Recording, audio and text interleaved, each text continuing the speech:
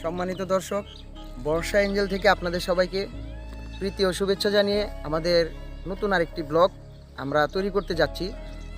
আমরা আজকে আমাদের গান্ধারিয়া পশ্চিম পাড়ার চকে চলে আসছি। এখানে আপনারা দেখতে পারবেন যে সুবিশাল যে কৃষকের যে এই চাষাবাদ করা যে জমিগুলা দেখতেছেন, এই জমিগুলার মূলত একটাই প্রধান ফসল বর্তমানে শীতের শুরুতেই চলতেছে।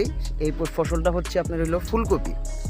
তো কৃষক প্রচুর পরিমাণে ফুলকপি আবাদ করতেছে। এইখানে অন্যান্য বছরের ন্যায় এইখানে যারা যারা ফুলকপির আবাদ করছে তারা দেখেন পুরাটা মানে যারা আবাদ করছে এই সম্পূর্ণ জায়গা জুড়ে আপনার কাছে ফুলকপির আবাদ করা হয়েছে। কিন্তু আমরা গত ভিডিওতে আমরা দেখাইছি যে এই ফুলকপিগুলা কিভাবে আবাদ করে, কিভাবে চাষাবাদ করে। কিন্তু বর্তমানে আমাদের সম্মুখে আমাদের একটা সমস্যা বলতে গেলে না, সমস্যা না, মানে বর্তমানে এই ফুলকপিটা আপনার হলো যারা আবাদ করছে তারা এখন বর্তমানে প্রায় আমরা শীতের শুরুতেই আছি। শীতের মাঝখান বরাবর এই ফুলকপিগুলো আমাদের বিক্রি শুরু হয়ে যাবে। তেমত অবস্থায় অনেক কৃষক আছে এই ফুলকপিগুলা এই পর্যায়ে আনতে তাদের 6 থেকে 7 টাকা পর্যন্ত খরচ হয়ে গেছে। কিন্তু অনেক কৃষক আছে যারা এইগুলা এই পর্যায়ে বিক্রি করে ফেলবে, আবার অনেক কৃষক আছে। আচ্ছা মনির ভাই, এই ক্ষেতগুলাতে যে সব ফুল চারাগুলা পাতা ফুলকপি ফুল চারা বোনা হয়েছে, এই ফুলকপিগুলা প্রাইমারি তো 2.5 থেকে 3 টাকায়, 2.5 টাকায়, 2 টাকায় পার পিস চারা কিনতে হয়। তো এবছর আমরা সেই দামে কিনেছি। তো এখন বর্তমানে একটু দাম বেশি, তো 2 টাকা 2.5 টাকায় চারা বিক্রি হইতেছে। তো এমন অবস্থায় বর্তমান যে আগর যে কপি ক্ষেতগুলো আছে যেগুলা মনে করেন 60 বা 77 বা আপনার মোগরাপাড়া 60 এই ধরনের পৌষা এই ধরনের জাতের কপিগুলো আছে তো নাই। আমি আমার এক বড় ভাইয়ের খেতে আসছি, মোহাম্মদ ইসরাফিল ভাই, তার এই যে ফুলকপির খেতে আমরা আসছি, তার কাছে আমরা জিজ্ঞেস করে দেখি যে বর্তমানে কোন জমিটা বা কোন ফুলকপিটা এই আমাদের জন্য মানে বেশি উপযুক্ত। তো ভাই, এই যে আমাদের ইসরাফিল ভাই, আসসালামু আলাইকুম। ওয়ালাইকুম আসসালাম। বড় ভাই, আপনার খেতে আমরা চলে আসছি আমরা এই কিছু তথ্য জানার জন্য।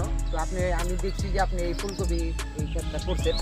তো আমার বড় ভাইয়ের কাছে প্রশ্ন যে ভাই, এই যে আপনি যে কপিটা করছেন এটা শীতের শুরুতেই আপনারা করছেন, আমি আপনার কাছে জানতে চাই এটা কোন জাতের ফুলকপি চারাটা আপনি রোপণ করছেন? এই কপিটা হলো 77 আগর 77, আর হলো এটা হলো আমাকে 77। জি ভাই। এইটার আগে একটা পৌষা জাত আছে, ওই কপিটা হলো সবচেয়ে স্বাদের কপি, 60 বলি পৌষা বলি, ওটা হলো স্বাদের। তারপরে এই 77। এইখানে ভাই আমি 2000 চারা লাগাইছি।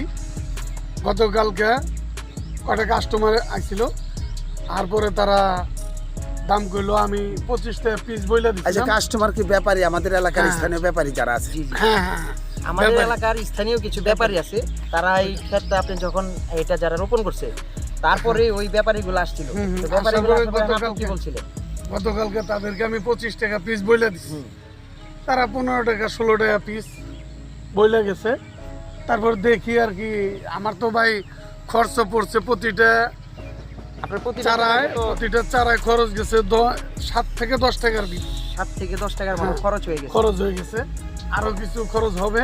হ্যাঁ, এই মুহূর্তে তারা 15 টাকা 16 টাকা করে বলে, কিন্তু আমি 25 টাকা পিস বলে দিচ্ছি। কিছু বাড়লে আর কি আমরা দিয়ে দেবো। তো আপনারা কি প্রাথমিক পর্যায়ে কি এই পর্যায়ে আসলে কি ক্ষেতটা বিক্রি করে ফেলান নাকি আপনারা? আবার আমরা গৃহস্থ মানুষ তো, ধরেন যদি কোনো ব্যাপারী আসে ক্ষেত হিসেবে গয়না দিয়ে দেয়, আর যদি আমরা কাইটা বেশি। আরেকটা প্রশ্ন হলো, আপনারা যে এই পর্যায়ে যে আপনাদের কাছে যে বিভিন্ন গৃহস্থ আসে, যারা ব্যাপারী আসে এই ক্ষেতগুলো আপনাদের কাছ থেকে কিনতে চায়, ওই পর্যায়ে আপনি কি এই যে দাম নিয়ে, মানে আপনি যেটা আপনি চাষ করছেন এটা দাম নিয়ে কি আপনি সন্তুষ্ট আছেন নাকি আপনি মানে কোনো রকম একটু সমস্যায় আছেন? না, সন্তুষ্ট আছি। আবার কেউ একটু কমায় নিতে পারলে তাদের লাভ হয় বেশি, কেউ একটু করে দিলে পরে আমাদের গৃহস্থ যারা আছি আমাকে একটু ভালো হয়।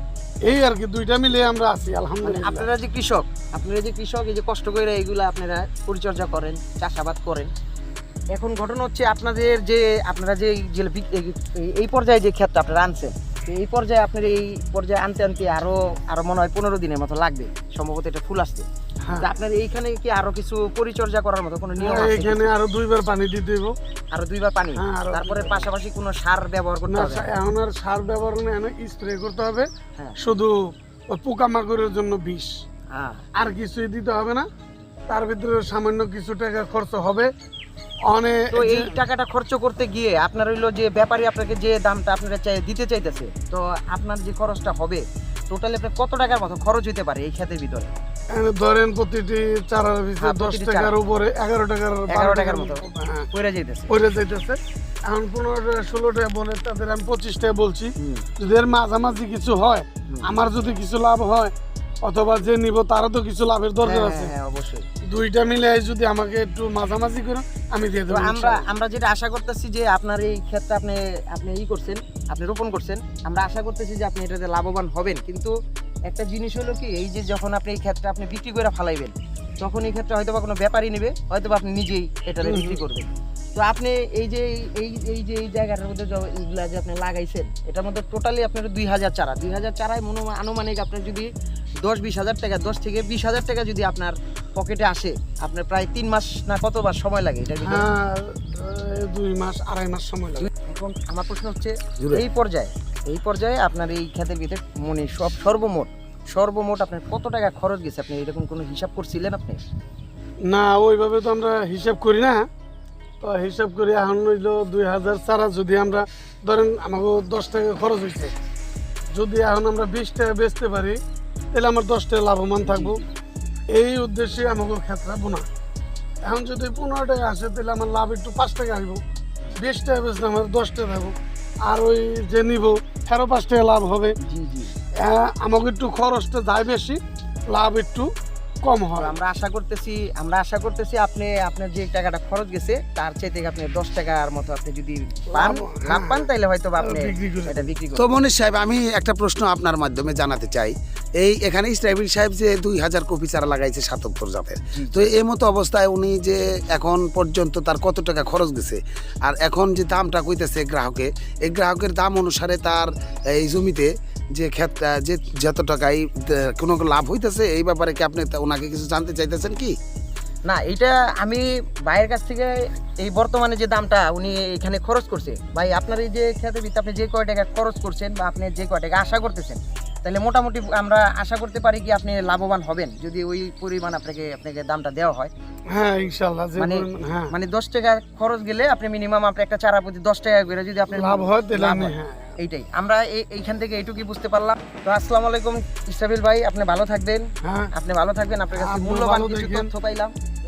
তথ্য পাইলাম। তো আমরা আপনার এই ক্ষেতটা আপনি একটু ভালো দামে বিক্রি করতে পারেন এই আশা করে আপনাকে হ্যাঁ বিদায় ইনশাআল্লাহ নিচ্ছি। দোয়া করি। আসসালামু আলাইকুম। এখন ঘটনা হচ্ছে জুড়ে। এমত অবস্থায় আমরা যেটা বুঝতে পারলাম, মোহাম্মদ ইসরাফিল ভাইয়ের ক্ষেতের কাছে এসে তার কাছে আইনা তার সাথে কথা বলে আমরা বুঝতে পারলাম যে একটা ফুলকপি চারা এই পর্যায়ে আনতে তার মূলত 10 টাকার উপরে খরচ পড়ে যায়। তো সে যে পরিমাণ টাকা এটা থেকে ব্যাপারীর কাছে বিক্রি করতে পারবে, তার আশা হচ্ছে আপনার এইখান থেকে আরও 10 টাকা বাড়ায় উনি বিক্রি করবে। হ্যাঁ। তা আমরা আশা করতেছি উনি যদি 10 টাকা লাভ করে বা 10 টাকার চাইতে একটু কম করে উনি খুশি আছে। কিন্তু এই 15 দিন বিগত মানে এইখান থেকে আগামী 15 দিন যে ব্যাপারীটা এটা কিনে নেবে, সেই ব্যাপারী উনি কোনো কষ্ট পরিশ্রম ছাড়া অল্প কিছু সামান্য কিছু শ্রম দিয়ে মাত্র 15 দিন লালন পালন করে সে কি পরিমাণ টাকা এখান থেকে লাভবান হবেন?